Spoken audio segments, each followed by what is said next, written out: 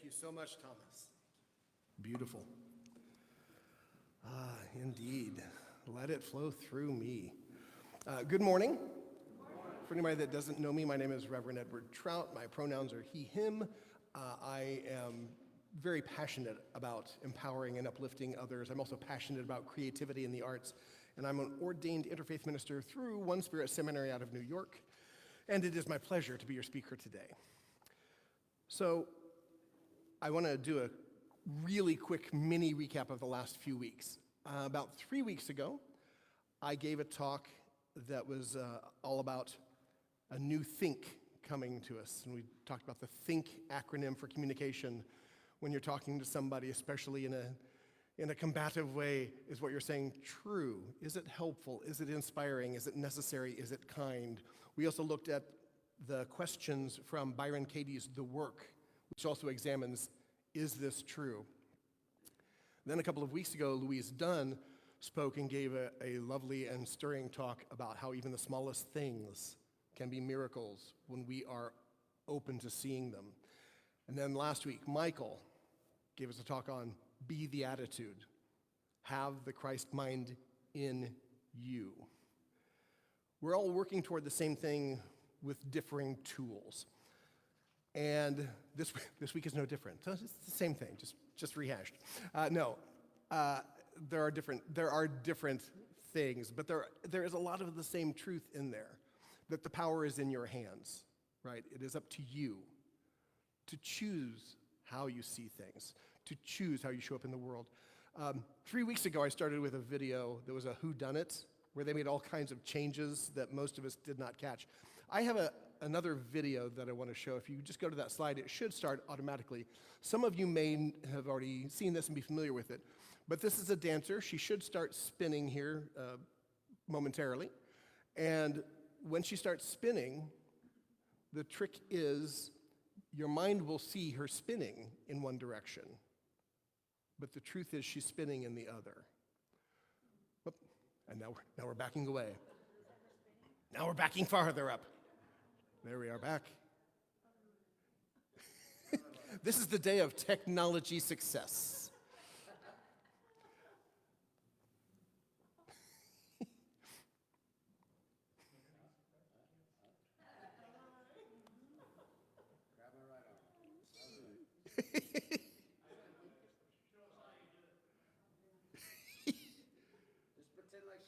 Yeah, all right. Well, you need the silhouette. I would spin, but without the silhouette.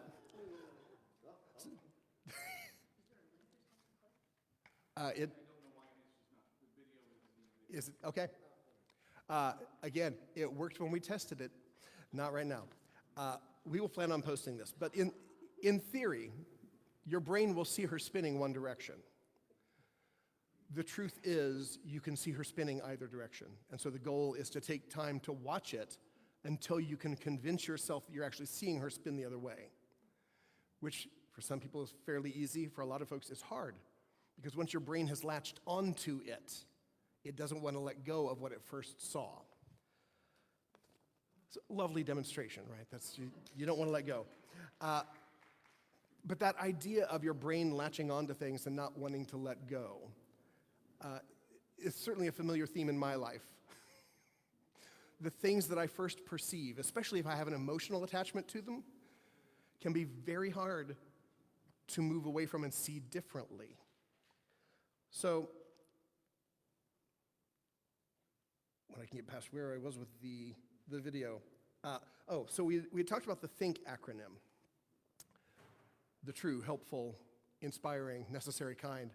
I also want to throw out to you, because of today's daily word of life, an acronym of health.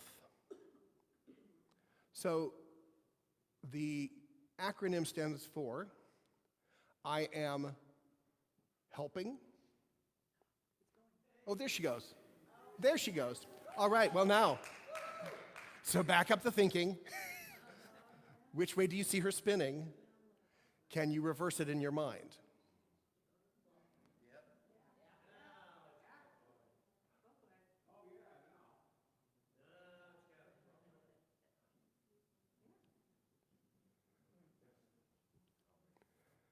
So the video only runs about a minute, so if you're struggling, you still have a little bit of time, but not a lot.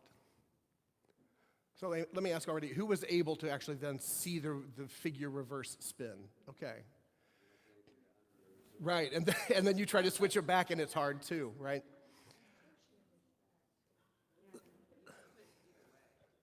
So, but again, once you see it, it's hard to unsee it. It's hard, even when you know, even when logically you know, it's just a silhouette. So there's no details to truly force your brain one way or the other. So let me get back to where I was, the health acronym. So I am helping. I'm evolving. I am accepting. I'm learning. I'm teaching, and I am healing. If you lose any one of those letters out of that group, you're not really fully active, fully loving, fully living. And I know some of you probably looked at that list that I just said, helping, evolving, accepting, learning, teaching, healing, and you're thinking, oh, there's one or two that don't apply to me right now. That's where your work is. If you feel like you're not teaching anybody, you're not aware of it. If you're not helping, why not? If you think you're not healing, then you're not. So those things, your perception of them can change how they show up in your life. And again, it may look at first like it's going the other direction. You think, oh, I'm not helping anybody. Oh, I've stopped learning. I've stopped evolving. I'm no longer healing. But that's just that first look. Technology. That's just that first look. Can you reverse it? Can you see it spinning the other direction? Well, maybe I'll try to stand here. Yeah. Again, technology. We love it. So I want to go to a reference of H. Emily Cady and her book, Lessons in Truth, one of my favorite New Thought books. And she says in that book, God in us is the fountain out of which springs all our good. I want to reiterate that line again. God in us is the fountain out of which springs all our good. And for the people out there that are thinking, well, sometimes God is in me as a fountain of good. Or I see it in others, but it hasn't happened for me yet. It's the same thing. It's there. Can you reverse what you're seeing? If you're not seeing God working through you, can you see it differently? You have to see it right to set it right. There's nothing from an exterior perspective that can effectively change you. The only way that you can change is by doing that yourself. You have to look at it and you have to be honest with yourself. H. Emily Cady goes on to say, God is not a being or person. God is that invisible, intangible, but very real something we call life. God is perfect love and infinite power. God is the total of these, the total of all good, whether manifested or unexpressed. There is but one God in the universe, but one source of all the different forms of life or intelligence that we see, whether they be men, animals, trees, or rocks. God is spirit. We cannot see spirit with these fleshly eyes, but when spirit clothes itself with a body, when spirit makes itself visible or manifest through a material form, then we recognize it. You do not see the living, thinking me when you look at my body. You see only the form I am manifesting. God is love. We cannot see love nor grasp any comprehension of what love is, except as love is clothed with a form. All the love in the universe is God. Love between husband and wife, between parents and children. It's just the least little bit of God as pushed forth through visible form into manifestation. You with me? Or it's just with H. Emily Cady? So when we experience love, we're just getting that slightest manifestation of the divine. It's always there. It's in everything. But the experience of it is just a sliver of it. Who remembers the old health campaign, "You are what you eat"? Right? We still sometimes use that a lot. Because you eat junk food, you eat empty calories, you end up having a body that is full of empty calories and junk and so forth. So you are what you eat. Just as much, if not more, so you are what you think. The empty thoughts, the junk thoughts, the doom-scrolling thoughts, the judgmental thoughts, the error thoughts, they make up who you are. We have a dear friend who had been on social media. She had posted a video of herself. She had been cleaning and then knocked over a plant, and there was dirt all over on the plant stand. So she was cleaning that up, and the video, I think, was just from a security camera in the house. And she had finished cleaning up all the dirt, got the plant stand back, put the plant stand back, and the pot fell off again. Funny video. It started getting shared, and people were laughing, and all these lovely, humorous comments.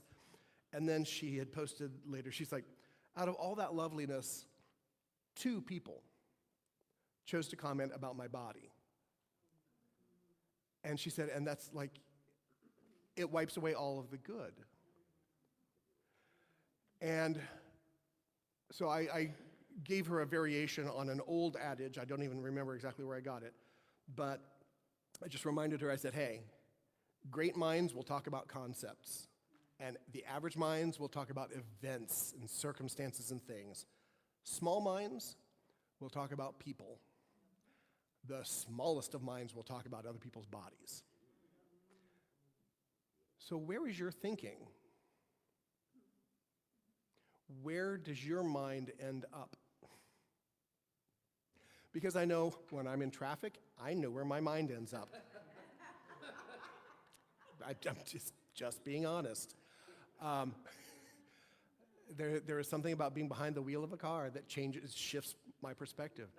Todd would know nothing about that, but I know. And so when those circumstances arise, it is incumbent on me to do the work and me to remind myself that I have to elevate my thoughts. Remember last week, for those of you that were here, Michael talked about the Sermon on the Mount and Jesus going up the mountain as symbolic of elevating our thoughts, elevating our mind, elevating our perspective.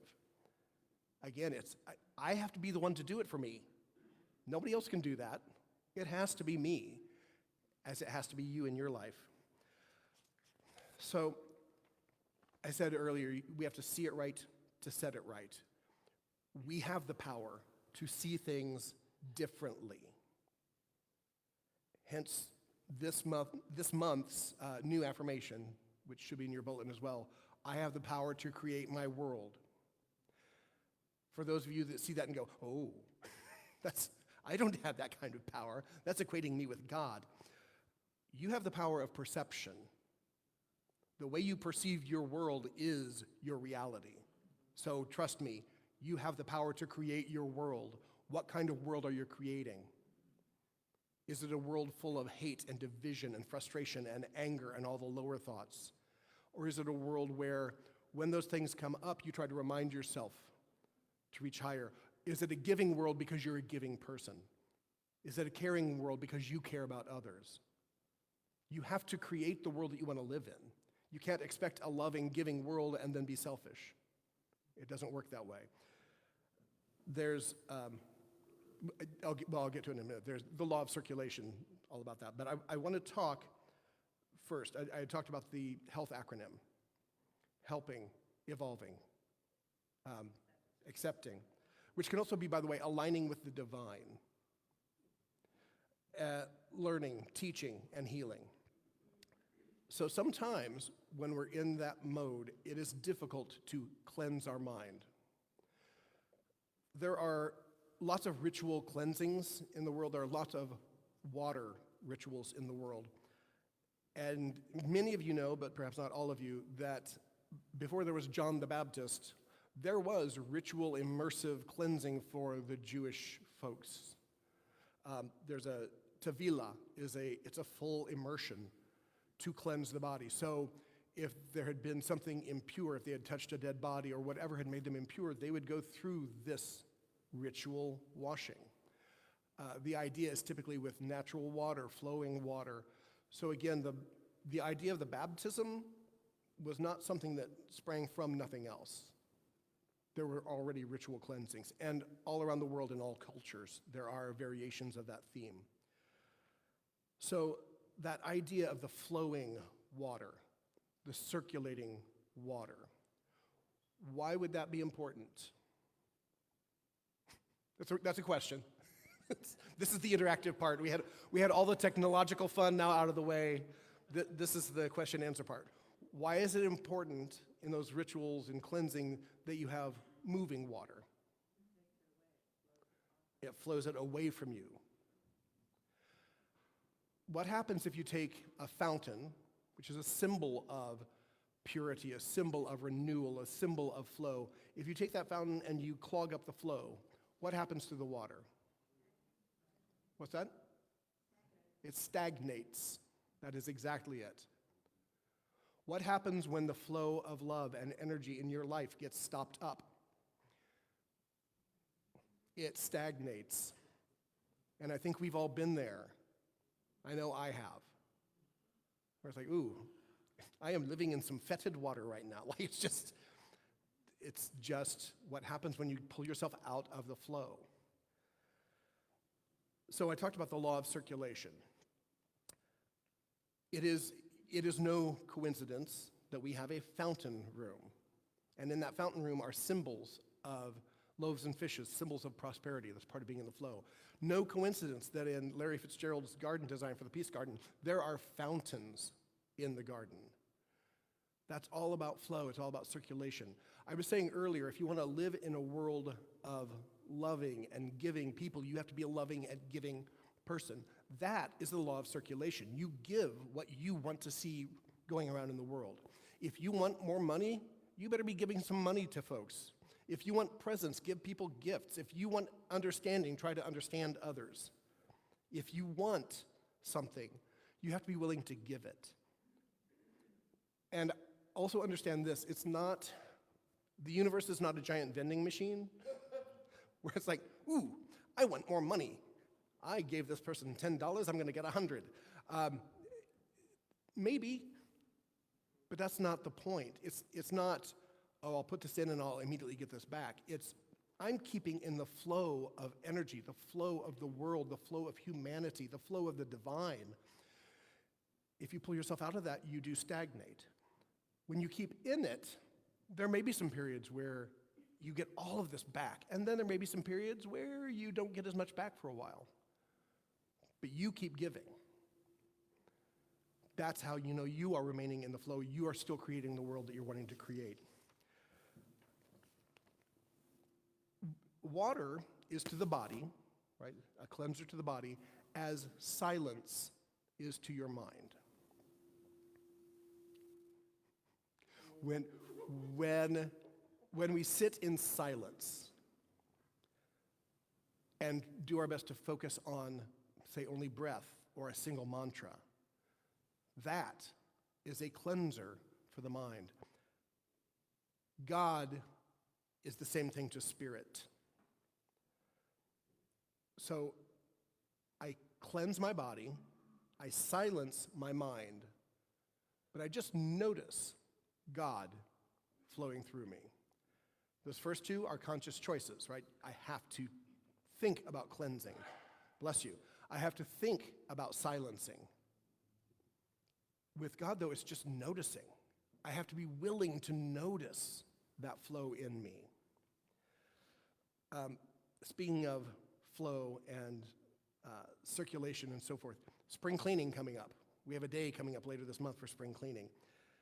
And we have a dear friend, Susan Smith, local actress. We just saw her complete a run of Hello, Dolly as Dolly in Anderson. Delightful human being, very talented lady. She, after finishing that show, had shared that she was cleaning out her house again.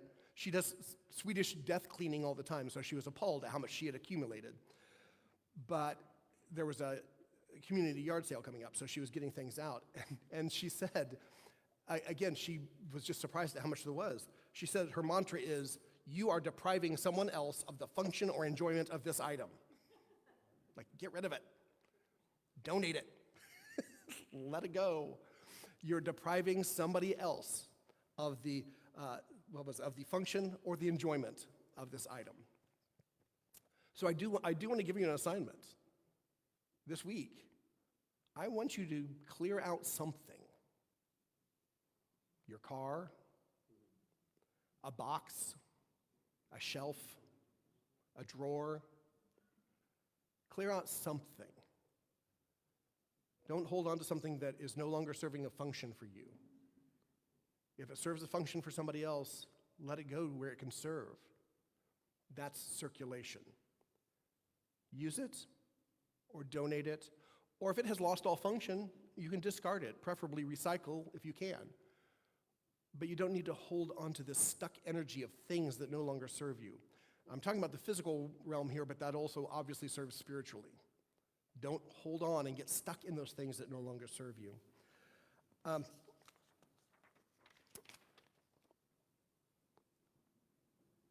The law of circulation. In a lot of ways, it's like karma, but not. But it's that sort of what goes around comes around. And